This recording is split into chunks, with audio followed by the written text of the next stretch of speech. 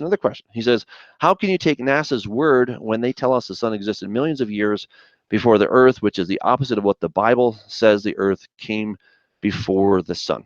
Well, really, it's kind of a matter of eating the meat, spitting out the bones, okay?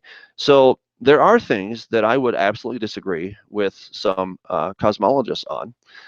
But again, what we have to understand is that they are doing research, right? They really did find something called cosmic background radiation. If you want evidence of that, go turn on a radio or maybe an old TV set, and when it's not tuned to a particular channel, what do you get? Something called snow or noise.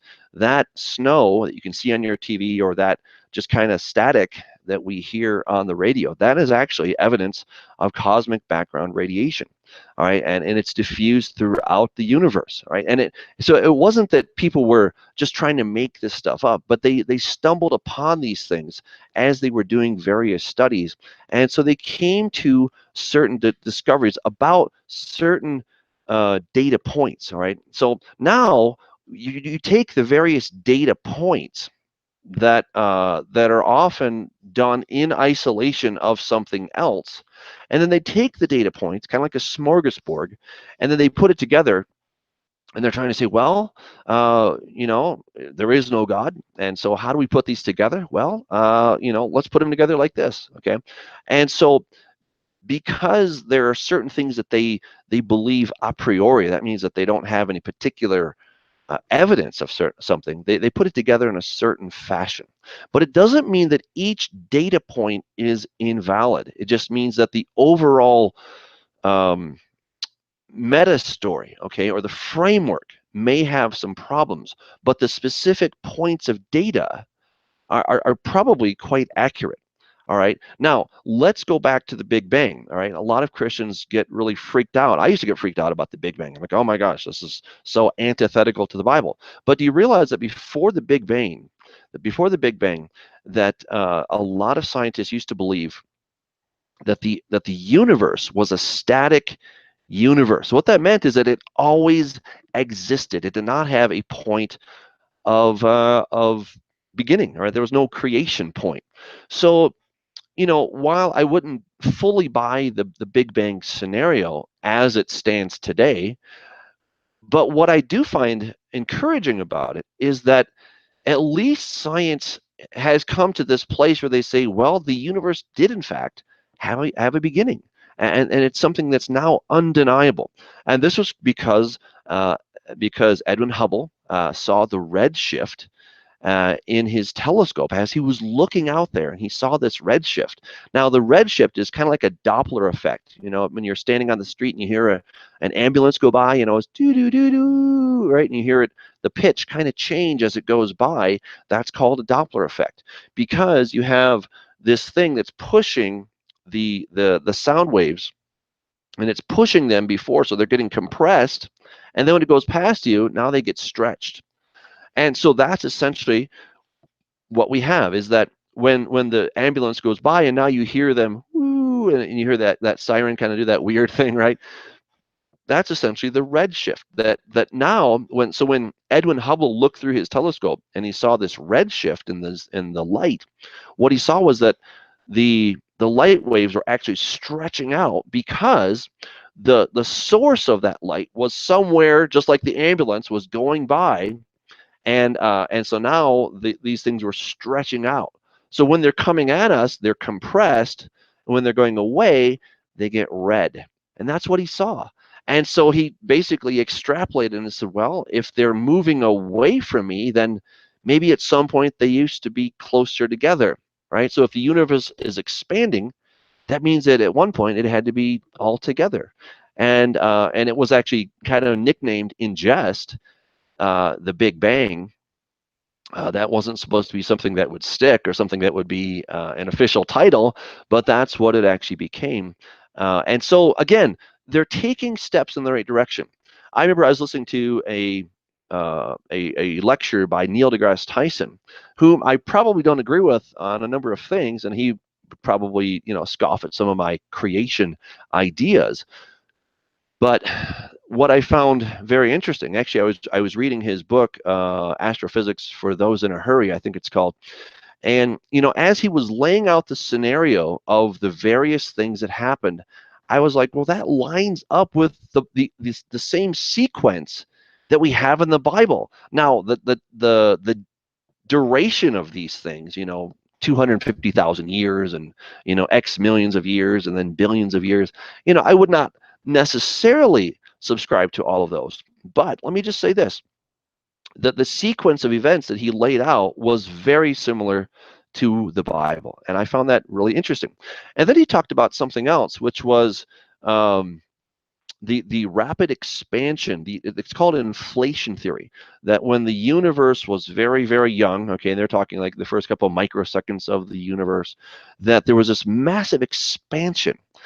And I've kind of been just kind of messing around in my mind with this idea of taking that expansionist theory and seeing if that wouldn't help us to kind of marry our biblical creation dates and some of the other dates. Now you might say, well, there's no possibility that some of these things, if you got billions of years here, how can you have thousands of years in the Bible?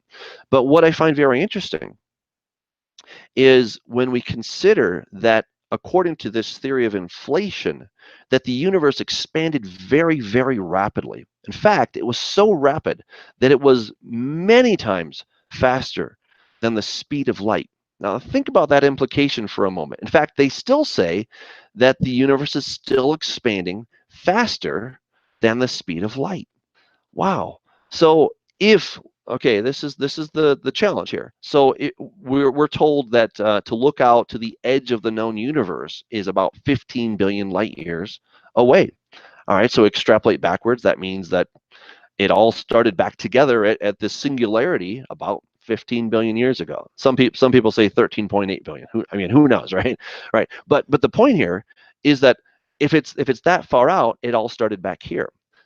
But that's if we use the speed limit of the speed of light, if we use the speed of light as our source. But if the universe is expanding faster than the speed of light, well, what does that tell us? If the things that are out there now that we can look out and say, for me to travel that far would take 15 billion light years. That's how long it would actually take me to travel in a rocket ship and to go to the edge of the known universe, 15 billion light years, because that's how fast light travels, okay, which and the speed of light has been tested again and again and again and again and again. All right, so there's no question about it. But again, the flaw that I see is that because of expansion, because of inflation, that means that those stars that are out there, some 15 billion light years or whatever they may not have actually taken that long to get that far away, because the universe itself, the space in the universe itself, is expanding. And I believe that is not precisely or accurately represented in some of these models. Now, I just haven't had time to write a book on this topic. It would be a lot of fun, but I just haven't had the time. So these are the kind of questions that we need creation scientists who are well established, who really know what they're talking about, who know the mathematics, who know the Bible, they believe the Bible, they're committed to the Bible, and then they also understand quantum physics, or not quantum, but astrophysics, etc., and they're able to put these together. And so that's the kind of research that we should be doing. Again, I understand the question probably comes out of some of the comments about flat Earth. I see flat Earth as a massive, massive distraction. I don't think it's doing anybody any good. I think it just brings great disrepute to the work of creationist scientists, and it's going to be a dead end. And I think one day people are going to wake up and say, "What was I thinking? Why did I go down that silly path?" And it's going to be a hard pill to swallow when that day really comes, and that day will come. And I think it won't be too long before we actually have opportunities for the average man to go out to space, and we'll get to see it for ourselves. And then what? Will people continue to believe the idea of a flat Earth? Well, some might, but again, I think it's an exercise in futility to go that direction. So part of the question though, John, is that that I'm just taking NASA's word for it. Well, NASA's not the only show in town.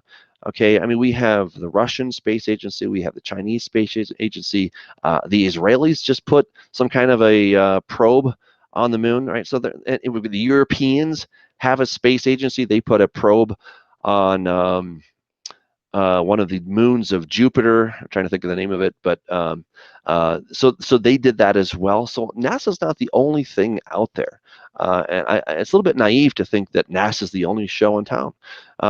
Just that's not how it is. And of course, we have people who've been on the ground, for a long time, and they've looked up into the heavens and they've seen things. I myself have looked through telescopes and I've seen the sun and I've seen the rings of Saturn, and I've looked through a high-powered, really high-powered one at the moon. Okay, it wasn't just one of those little cheap ones you get from Walmart, but it was a very expensive, very big professional telescope that I looked through, and I got to see these things for myself. So again, the idea that that the Bible is teaching flat Earth is not accurate. I've done a series on this. If people are interested, it's called "The Bible is Not a Flat Earth Book." It's on my YouTube channel, and I go through the linguistic and biblical reasons why the argument that the Bible is a flat Earth book is incorrect.